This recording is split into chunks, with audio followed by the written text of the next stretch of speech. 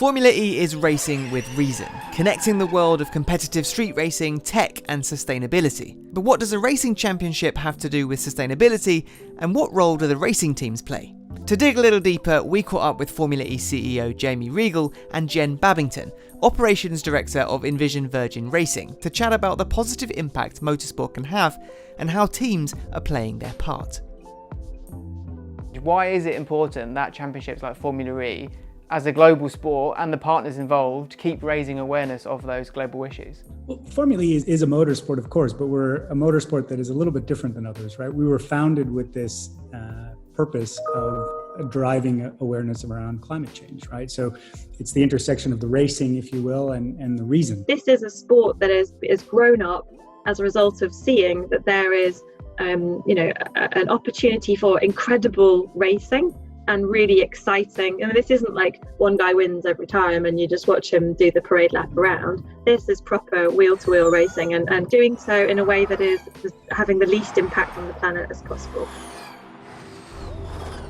Well, the FIA has been long committed to environmental assessment, environmental improvement for all of its championships, and they set up a set of criteria and a set of standards that they ask the championships to look at and to try to adhere to. I think it's really brave. They've kind of said, I know this is a really, it could be seen as a dirty sport. We all fly around the world to races, but we've got to do something about that and help and make a difference. And so for us, it was very important, given the fact that the environmental angle is, very much in the founding principles of Formula E, to be at the leading edge. And the 3-star accreditation is their highest standard. We engaged with the FIA as part of their Sustainability Accreditation process, and they came in and they've worked with us over the course of the last 12 months or so to investigate what is it that we do as a team, what impact are we having on the planet, not just around our carbon usage, but around noise impact, around our social engagement,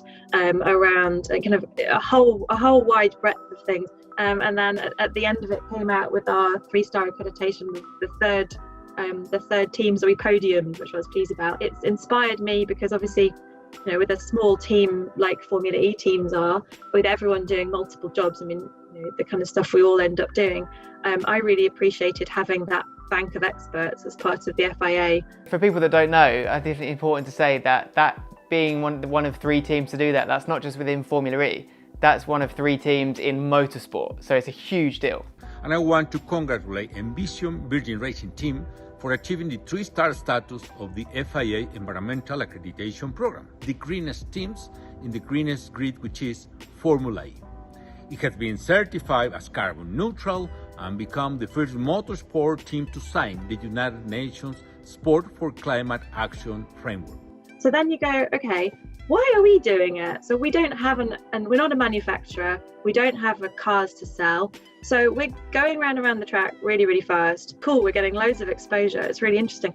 What are we doing with that? Because it feels like a wasted opportunity for us as a team. And we came up with the concept of the race against climate change. We've really kind of honed in on that and made that the mission and purpose of the team. We're super proud of Envision Virgin. I think of all the teams, they have, I was chatting with Sylvain earlier today, actually, and, he was listing off all of the environmental accolades they have. And, it really is remarkable. And I think that's something that's really core to them as a team. It's not just wins on track, the things that count.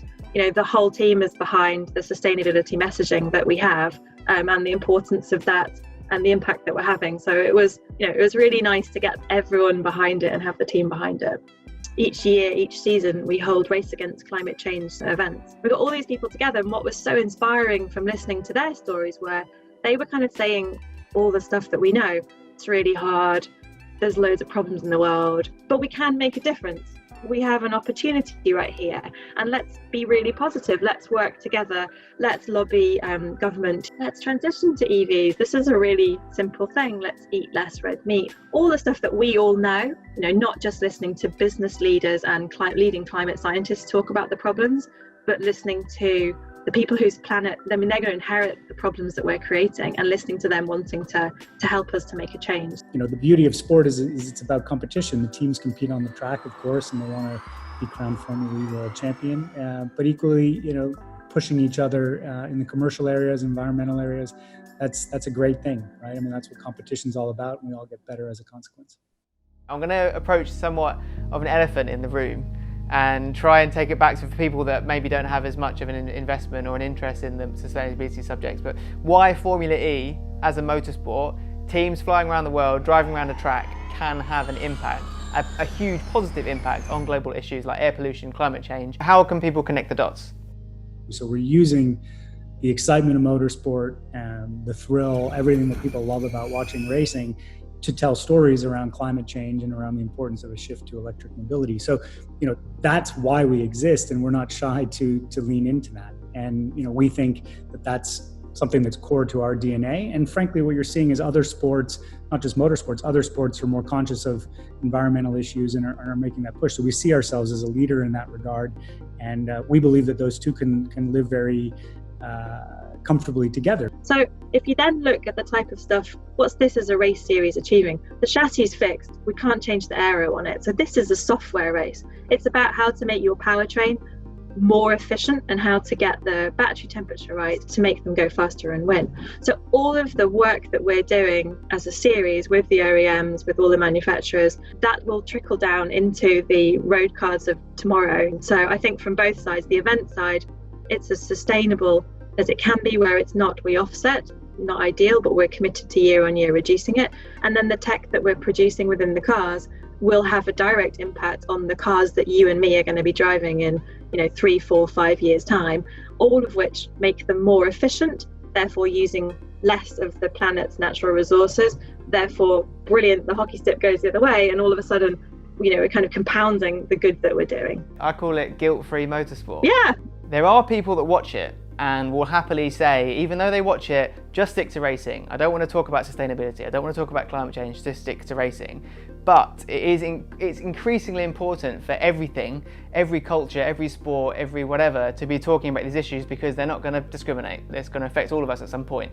So why is it important that a motorsport, something historically that doesn't have a connection with sustainability, really, should be talking about these topics in the way that Formula E are? So I think you hit the nail on the head in your question, right? This isn't something that's discriminating between any of us. It's not going to pick on you. Climate change is out there. If you could see it, if climate change had a colour to it in the atmosphere, we'd all be a lot more scared than we currently are now. We're all living on this planet. We're all participating as part of the planet. So you choose, but I'm choosing to do something that's positive for it. But if you just want to watch it because you want to watch motorsport, crack on, good for you. But actually, by doing that, you will be choosing to watch a motorsport that is having a positive impact on the planet, that is creating and growing that tribe of people who start to engage with sustainability messaging. And so just by tuning in, you're doing a good thing for the planet. This is something that sport has the power to inspire, right? Sport has the power to tell great stories, to elicit human emotion. That's why we all love sport. And therefore, sport also has the ability to tell stories that go beyond the product itself, right? And that's or the game itself. And to me, that's our opportunity. And we have a long way to go on that. What does it look like in the future? How much more as a team and as Formula E as a championship do you think they can do to play a part in the issues facing the world? I think there's still plenty of stuff to do. This isn't like we're not, patting ourselves on the back and congratulating ourselves at having done a brilliant job. Let's all retire now and just watch the racing. Hell no. Let's kind of make this even more efficient. Let's have a think about how we can speed up that transition from the tech that we've got in the car to the tech that's on the roads today, because that's going to make us a better place. We want to win on track, but in the race against climate change, we want to be working together with everybody and collaborating as far as we can. I think a lot of the debate within motorsport, for example, centered around the impact of the emissions of the race cars themselves. But then you get into, okay, well, what is the source energy for the battery? What is the environmental footprint of the events? What about fan travel? There's a combination of regulation that will drive that, but ultimately consumers and the fans are going to drive that. If we're asking for all of those things, then they will come. If there's consumer demand, it will happen. So, for example, we now ask for the details of the planes that we're flying on when we're taking flights around the world, because there are more efficient planes than others. Some planes are more efficient than others, and I can't do anything with that data right now other than track it. But if I'm asking that question, that will nudge those airlines into thinking, oh, hang on, my consumers are now interested in flying on an efficient aircraft. Okay, let's get more efficient aircrafts because that's what they want. We have the power, which is another thing that's so exciting. Like, it's in our control as consumers, although I hate saying that word, but as people that consume things, it's in our control. And it's the same with what we watch and what we, how we apply our fandom to things like Formula E. Like, yeah, it doesn't have to be doom and gloom. It can be super exciting. So let's get everyone's heads all together, working together and challenging on these things, and that's when we'll have the maximum impact. So yeah, it could, who knows what it could end up being next, but that's the exciting thing.